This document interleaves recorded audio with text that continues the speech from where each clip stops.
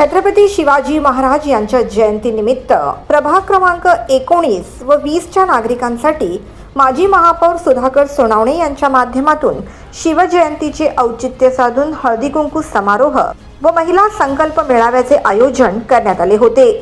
यावेळी महिलांसाठी लकी ड्रॉचे आयोजन देखील करण्यात आले, ज्यामध्ये विजेत्या महिलांना पैठणी बक्षीस स्वरूपात देण्यात आली।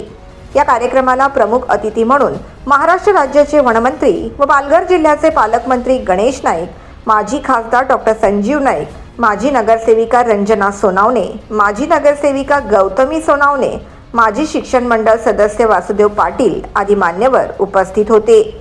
या कार्यक्रमादरम्यान विविध नागरी कार्यांचे लोकार्पण, राष्ट्रीय स्तरावर क्रीडा क्षेत्रात नाव उंचावणाऱ्या खेळाडूंचा सन्मान तसेच प्रभागातील नागरिकांचा सन्मान देखील गणेश नाईक यांच्या हस्ते पार पडला।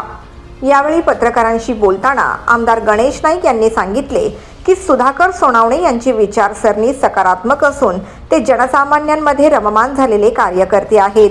त्या जयंती निमित्तानंच या ठिकाणी सुधाकरजी सोनावणे आणि रंजना सोनावणे यांच्या नेतृत्वाखाली सालाबतप्रमाणे या ठिकाणी हळदी कुंकू समारंभ आयोजित करण्यात आलेला आहे। या ठिकाणी झालेल्या कामाचा जनतेला लोकार्पण सोहळा आणि काही कामांचा शुभारंभ आज झालेला आहे। भविष्यकालामध्ये या परिसरात ज्या काही थोड्या त्रुटी राहिल्या त्या सुद्धा पूर्ण करण्याच्या अनुषंगानं सुधाकर सोनावणे, रंजना सोनावणे हे कार्यशील आहेत। एकूणच ह्या परिसराला एकूण जिवंतपणा आणण्याचं काम सुधाकर सोनावणेंनी केलेलं आहे। लोकांच्या मुलांना शिक्षण, लोकांच्या जीवनामध्ये आरोग्याची बाब, पाणी पुरवठा, स्वच्छता, वृक्षारोपण, क्रीडा स्पर्धा या सर्व गोष्टींमध्ये नजर ठेवून काम चाललेलं आहे आणि मला विश्वास आहे की एक न एक दिवस संपूर्ण आंतरराष्ट्रीय स्तरावर ज्या गोष्टी आहेत त्या गोष्टी या परिसरात होतील। पुढे त्यांनी असेही सांगितले की आपल्या प्रभागाचा विकास हाच सुधाकर सोनावणे यांचा संकल्प आहे। महापालिका अस्तित्वात आल्यापासून या ठिकाणी सातत्यानं ते त्यांची पत्नी, मुलगी असे लोकप्रतिनिधित्व करत असतात, परंतु कधी हा परिसर सोडून तो दुसऱ्याकडे जायला गेलं। सुधाकर सोनावणे सांगितलं ठरवलं तर आयुर्वेदमध्ये बंगला बांधून जाऊ शकतो, परंतु त्याने ते टाळलेलं आहे। त्याच्यामध्येच निश्चितपणे लोकांच्या विषयी त्याचं असलेलं प्रेम ते दिसतं आणि भविष्यकाळामध्ये जी राहिलेली काही लोकांची सेवा आहे ती पण पूर्णत्वाला जाईल असा माझा विश्वास। माजी महापौर सुधाकर सोनावणे यांनी कार्यक्रमाचे महत्त्व विशद केले, तसेच सांगितले की छत्रपती शिवाजी महाराज हे महिलांचा आदर करणारे राजे होते आणि म्हणून दरवर्षी त्यांच्या माध्यमातून महिला संकल्प मेळाव्याचे आयोजन हे केले जाते। छत्रपती शिवाजी महाराजांची जयंती सालाबादप्रमाणे जरी आम्ही या ठिकाणी साजरी करत असलो तरी शिवाजी महाराजांच्या जयंतीच्या तारखेचा जो घोळ होता तो घोळ संपुष्टात आल्यापासून आम्ही त्याच तारखेला या ठिकाणी शिवजयंती आणि त्या दिवशी छत्रपती शिवाजी महाराज म्हणजे महिलांचा आदर करणारा राजा, आदर्श राजा म्हणून महिला मेळावा, संकल्प मेळावा हा देखील आम्ही त्या दिवशी घेत असतो।